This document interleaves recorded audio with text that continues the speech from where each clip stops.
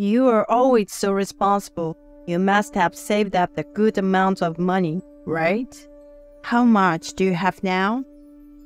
A husband who has been with me for many years flirts with me in a sweet voice.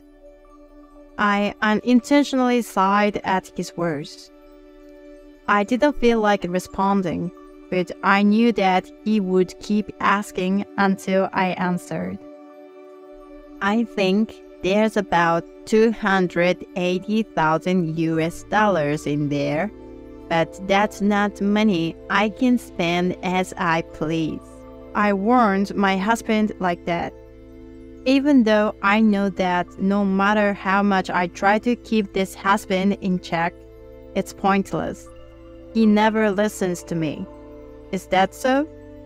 That next day, after saying that with a satisfied look, my husband disappeared with the ATM card. Fed up with my husband's foolish actions, I picked up the remaining divorce papers. Where on earth did my husband go? No, I don't care about that now. I thought that now is the only time for me to disappear as well. Strike while iron is hot. I decided to act immediately, and then my husband desperately began to look for me. I am Emily Johnson. My husband Tom and I are about to celebrate nearly 50 years of marriage. We were blessed with 2 children, and we named our eldest daughter Catherine and our eldest son John. The children graduated from college and got jobs successfully, and they each have families of their own. People around us must think we have a happy family, but I have been troubled for a long time. That trouble is about Tom. We met through a formal matchmaking. Tom was the child of my father's mentor. To be honest, my first impression of him was not very good. Tom is 2 years younger than me. Perhaps because of that, he looked too ignorant of the world, and the first time we met, I somehow felt he was careless. Moreover, all he talked about was his own bragging. Of course, in the matchmaking, it's important to hear each other's stories to get to know one another, but his stories were not interesting at all. There are a lot of things at the company that don't work without me. I have quite a lot of work, so I end up coming home late. I need someone who understands that. Tom had been saying that from the beginning. To be honest, I wanted to say that I wasn't interested in such a person, but at that time all I could do was force a smile and hide my feelings. Then Tom, seeing my hesitation, pressed me further. You'll be the older one in the relationship, so you'll understand all this, right? Could it be that this man is going to marry me, even though all he did was talk about himself one way or another? Is he serious? Well, we'll see. In front of both sets of parents, that was all I could manage to say. They must have understood that I didn't agree with him. But, strangely enough, Tom and his parents liked me very much. My parents were also delighted. Because of that, it became hard for me to say no. It was common at the time for people to marry whoever their parents decided they wanted to marry. Besides, everyone was blessing me so much. Probably as we get married and live together, I will see the best in him. Convincing myself of this, I reluctantly agreed to marry him. What I realized after marrying him was that it wasn't all bad. As much as he bragged, he seemed to do his job very well. He went to work earnestly every day, and although he didn't get promoted particularly quickly, his salary steadily increased. After getting married, we ended up living with Tom's parents, but my father-in-law and mother-in-law were very kind to me. That was about all I could say was good about Tom, but thankfully we were able to live comfortably and peacefully. However, a little after Tom turned 40, our expenses began to increase gradually. When I asked the reason, it was explained that it was because of the company custom where bosses treat their subordinates. Certainly, that might be the case. But at the time, we had an eldest daughter in college and an eldest son in high school. Tom's spending had increased so much that I had to dip into my savings for the children's tuition and living expenses. Of course, I consulted with Tom several times, but all he said was, "I'm leaving the money management to you, so you deal with it." No matter how hard I tried to tell him, Tom would never listen to my pleas. Furthermore, around that time, Tom's parents became ill at the same time, and I even had to bear the cost of caring for both of them. But Tom left everything to me. Even when I begged to hire a helper, he coldly dismissed me, saying, "You're a housewife, right? I won't allow you to waste money. If you really can't, why don't you let Catherine or John help you? Then could you at least help me feed your father? Will you help me with that?" I tried saying that to Tom, but his answer was very disheartening. "If I don't work outside, the family will be in trouble. Taking care of them is not my job." He always made excuses that sounded like varied arguments, but never actually suggested what to do about it. On the contrary, he began to go out drinking more frequently, and expenses continued to increase.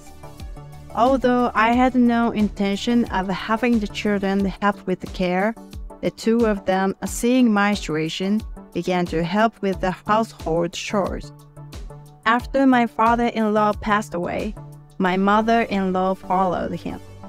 Of course, I was sad, but I must admit I felt relieved to be freed from caregiving. Several years have passed since then. The children have graduated from college, found jobs, and moved out, leaving only Tom and me in the house. Tom retired 5 years ago. Yet, he still goes out drinking often, therefore his expenses have not decreased. Fearing that we might not be able to sustain our life at this rate, one day I said to Tom, "Can you please restrain yourself from spending so much money? Even though you've retired, why do you need to go out drinking so often? What's going to happen to our lives?" But Tom looked perplexed at my words. "What's wrong with that? I've worked hard all my life, and I've got my retirement money and pension. Let me enjoy my old age as I like. Even so, there has to be some limit, right? If you spend without thinking, we won't be able to live in the future. We can think about that when the time comes." As always, he wouldn't listen to what I was saying. I was already fed up with Tom. A few days later, "Is something wrong?" Tom was staring at his smartphone screen, frozen. When I casually called out to him while cleaning, he hid his smartphone in a flustered manner. Something seemed suspicious, but I no longer had that much interest in Tom. Cheating, I thought, but who would be interested in an old man like him? Nothing's wrong. Why? He replied and put down his smartphone. I continued cleaning without paying any attention. Then Tom started talking to me. You were talking about not having money the other day, right? But knowing you must have some savings, don't you? How much do you have now? I involuntarily looked at Tom. He was speaking in a voice that was almost pleading, unlike his usual tone. I was utterly shocked. You know there's nothing, right? You're the one who's always withdrawing it yourself. So you should know without asking. No, I mean you must have other accounts, right? Like fixed deposit. Although I tried to dodge the question, I knew Tom would probably keep asking until I answered. Annoyed, I bluntly said, I think there's about 40 million yen, but that's not money I can spend as I please. If that's gone, we can't survive. I tried to restrain Tom by saying that, but I knew it would be pointless to restrain him. Is that so? Tom said, looking satisfied. Although he is my husband, I felt a lamentable feeling, but he is my husband after all. I was sure that in a little while, he will ask me for a deposit. I thought so, but that prediction turned out to be wrong. The next day, Tom disappeared, taking the ATM card. At home, only the divorce papers were left behind. How heartless he is. Just because I married him, I wasted so much time in my life.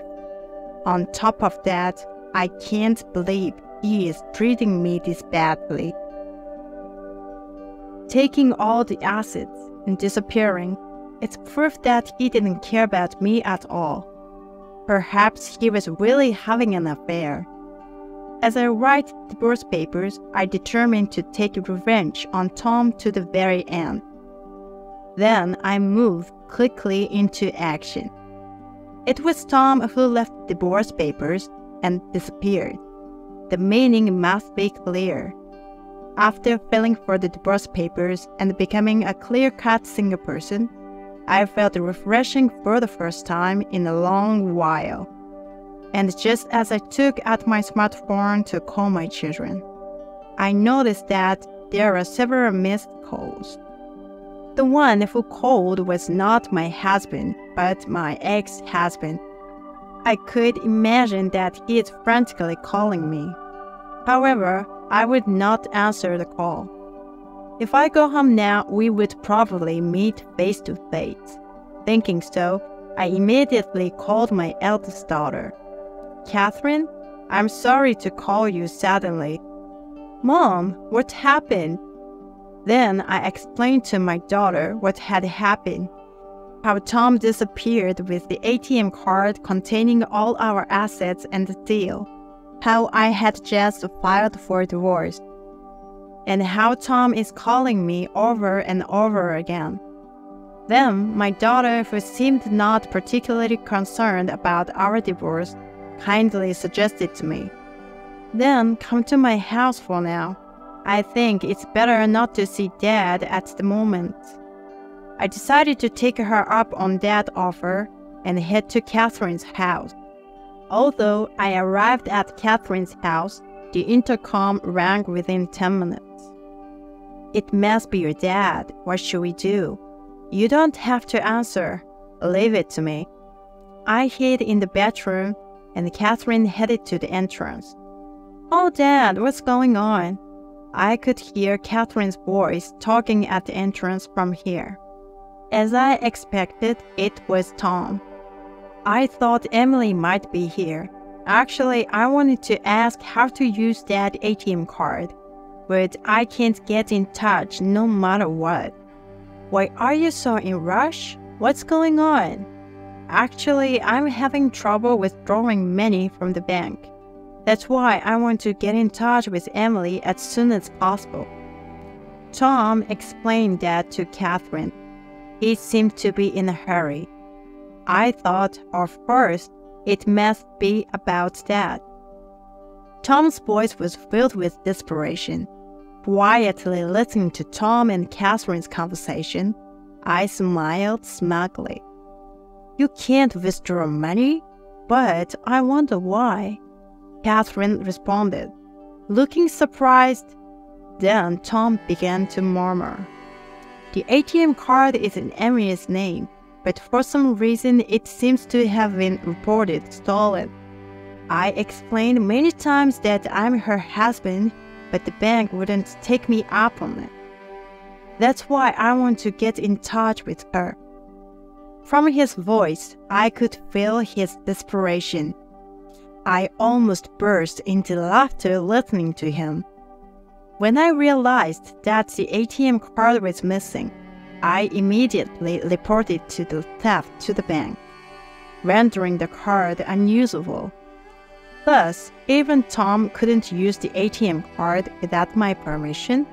In the meantime, Tom was no longer even my spouse. In other words, only I had the right to use that money. Even after that, Tom continued to talk to Catherine, but he seemed to have left because a phone call came in. When I came out of the bedroom to thank Catherine, she said this to me. "I figured it out.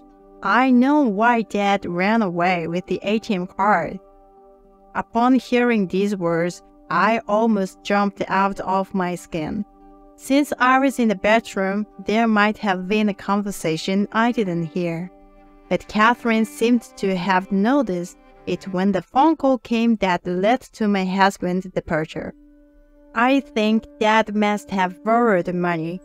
I heard angrily yelling over the phone, like, "When are you going to pay it back?" "What? Debt?" I couldn't close my mouth in shock after hearing Catherine's story. Why on earth had Tom taken out a loan? And without even consulting me, what on earth have you done to me? Moreover, the fact that someone was yelling at him over the phone made it seem like it wasn't a legitimate lender. I knew Tom was a weakling, but I never thought it would come to this. Considering that he is looking for you, he might go to John's house next. Shall we contact him just in case? Yes, let's do that. I also got in touch with my eldest son, John.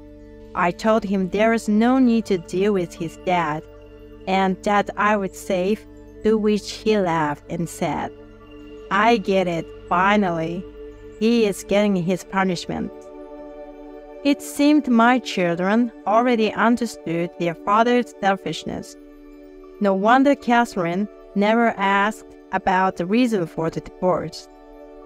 "My sister and I will protect you, Mom. Don't worry anymore." He spoke such kind words to me. I was glad I got divorced. At that moment, I truly felt at peace for the first time. Even after that, the calls from Tom continued, so I turned off my smartphone. I decided to stay at Catherine's house that night, and I was able to spend happy times with Catherine's husband and grandchildren. The next day, the moment I turned on my smartphone, I received a call. I thought it was from a persistent person, but upon closer look, it was from an unknown number. When I answered the phone, it turned out to be a call from the branch of the bank that had issued the ATM card in question. Is something wrong? About the ATM card theft that you reported the other day, since yesterday, a suspicious man carrying your ATM card has been visiting our bank. When we checked his address, it seems to be your husband, but when I asked him to come to the bank with you, he said he would not move from here until he could cancel the ATM card. The bank employee said this in a troubled tone. While dumbfounded by Tom's behavior, I apologized to the bank employee, and I added this. Although it is the same current address, I am single. I am divorced from that man, so please do not comply with the cancellation. I will come to change the address and other details in the near future. So, thank you. The bank employee on the phone then reassured me with the words, "Understood. We will protect your deposit thoroughly, so please rest assured." Reluctantly, I got up. I couldn't keep hiding forever. It was time to punish Tom with my own strength. I decided to have Catherine come with me, and I headed to the bank. Tom, who had been shouting in the bank, seemed to have been moved to a separate room. And when we said our names at the reception, we were also left there. As soon as Tom saw us, he stood up and said this. "Where were you yesterday? You ignored my calls, causing me so much trouble. Now hurry up and either cancel that ATM card or give me the money." He shouted arrogantly. The bank employee looked surprised, but tried to calm Tom down. Doesn't he think it's shameful to cause so much trouble to others? Then Catherine apologized to the bank employee and asked, "Could you please give us a little time to take my father home today?" But hearing this exchange, I said the following. "I won't cancel the ATM card, and I won't give you any money. Do you think you're in a position to say that?" "Huh? I'm your husband, so it's natural that you should listen to me, isn't it?" I glared at Tom, who was still acting arrogantly at this point. "Since you left the divorce papers, I've already submitted them to the government office. We're no longer husband and wife, so you can't withdraw my deposit anymore." Upon hearing those words, Tom became furiously angry with a terrifying look on his face. "What are you doing on your own? You're the one acting arbitrarily. You didn't even tell me about that. What have you been spending money on all this time? Why do you know about that?" Tom's face turned pale all at once. At the moment, Tom's smartphone began to ring again. It's probably a call urging him to repay his debts. However, Tom does not answer the phone. Sighing at my pitiful ex-husband, I spoke to him. "Are you okay not answering the phone?" Tom replied with great fury. "Stop nagging, I was just about to answer it." The moment Tom answered the phone, a man's voice came from the other end. "Hello, Mr. Murray. Do you have the money yet?" Can you wait just a little longer? I'm at the bank right now." The voice from the other end was sharp and biting. As Tom stammered his reply, "I see. It's you who will be troubled by the increasing interest, Mr. Murray, so you better hurry." "Okay, please take care of it." And the call ended. Those of us present were left speechless. Even Tom couldn't look at us anymore. Catherine and I sighed at the sight of him. "Staying here will only cause trouble for the bank. Let's go home for now." "Didn't I tell you to give me the money?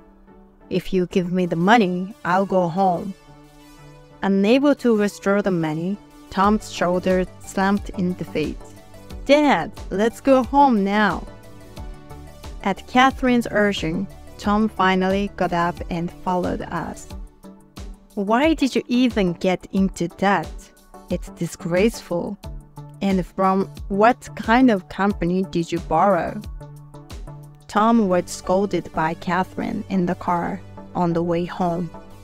Tom then began to speak in a low voice. Apparently, after he turned 40, the stress of discussing caregiving when he came home led him to spend time for gambling after work. Before he knew it, he was hooked and continued to visit secretly even after retiring, being nagged about money by me every day. And if it came out that gambling was the cause, the nagging would probably increase even more. But as a husband, he wanted to spend his retirement doing only what he liked. When he won at gambling, could make ends meet with the money, but he eventually ended up in debt. He often checked his smartphone at home because he frequently received notifications about debt repayment. I thought there was no chance of an affair, but that is much worse. It's totally shameful as a daughter. Catherine seemed genuinely disgusted by Tom's behavior. Of course, I felt the same. "How much did you borrow?"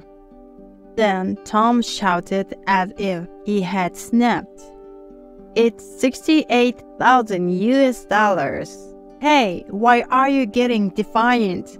I didn't know about this." Finally, Catherine's anger exploded. No wonder. A debt of $68,000 US. Making that much debt without permission was bad enough.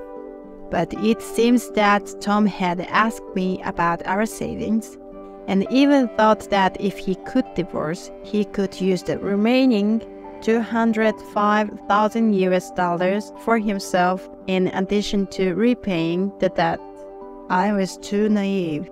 I'm sorry for causing trouble. It's too late for an apology now, and I no longer care about such a fool. We are strangers now. I don't know you, even if you apologize now, I replied to Tom. When we got home, I began packing my things. As I continued to hurriedly prepare, Tom followed me around like goldfish's droppings. "Emily, please don't leave. I truly regret what I've done. Please don't abandon me." Though he clung to me, it was Tom who had abandoned me first. "Hey, if you had been able to run off with my $273,000 US as originally planned, did you ever think about what would happen to me?" Tom was unable to answer. He probably hadn't thought about me at all. I have no intention of helping him either. "Why don't you sell this house and use it to pay off the debt?" "Well, do your best. Goodbye." Even after that, Tom continued to apologize, trying to hold me back. But my feelings haven't changed. I was surprised to find that I had no feelings left for him. But from the beginning, my words had never resonated with him. It's on both of us, I suppose. After packing up my things, I returned to Catherine's house. Finally, I've lost my bad relationship with that rich guy. Now I have a new life ahead of me. A short time later, a lawyer hired by Tom visited me under the guise of post-divorce property division. How stupid can he be? Instead of wasting money, he should sell the house quickly. The lawyer told me to split the $273,000 US and that, but I won't let things go as Tom planned. You may not know this, but that debt was created by him behind my back, without my knowledge. So I shouldn't have to split it. Actually, I explained it the same way. The lawyer looked exasperated. Considering him, he probably didn't listen to what the people had to say. Regarding the $273,000, this money comes from investing my savings from when I was single. Although I used it for children's tuition and living expenses, it's not to share the property with him, but my money. I think you will understand if you look at the bank transaction history. Is there no shared property between you two? There might be about $3,400 in savings. Other than that, what can be called shared property is that house. After getting married, we built a relatively large house to live with my parents-in-law, and the loan was tough. In that case, you need to split that house, the lawyer said, smiling wryly. I turned to the lawyer with a big smile and said, "So that's how it is. Please take care of it." Eventually, that house was sold, and half of the proceeds came to me as a property settlement. I told Tom to repay the debt with money from selling the house. If Tom were to pass away as it stands, the children would be the ones to suffer. So I never intended to take the proceeds from the house sale. But the one to blame was greedy Tom. I shouldn't have hired a lawyer. On my end, I just followed Tom's request. The children laughed uproariously when they heard this story. It was discovered that the $68,000 Tom borrowed had an outrageous interest rate, and thanks to the lawyer, he seemed to have managed to repay the debt. But it was unknown what he was doing now, having lost his house, family, and savings. But as long as he repaid the debt, it doesn't matter what he was doing. After all, nothing good comes from dealing with him. It seems that the eldest son, John, has cut ties with Tom. I think it's the right decision. It appears that he is now living in an apartment and working a daily wage job. I think it's retribution for what he has done, and I hope he does his best. On the other hand, I received an offer to live with Catherine and her family.